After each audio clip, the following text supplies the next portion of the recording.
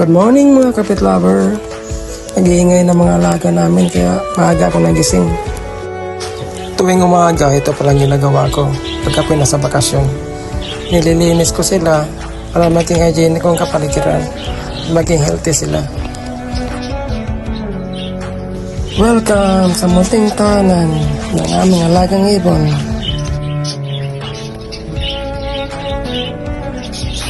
It's time to do the Mikos Mikos.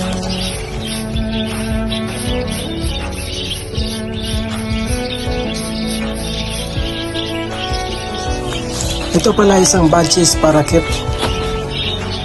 Uy, may batang sumilip.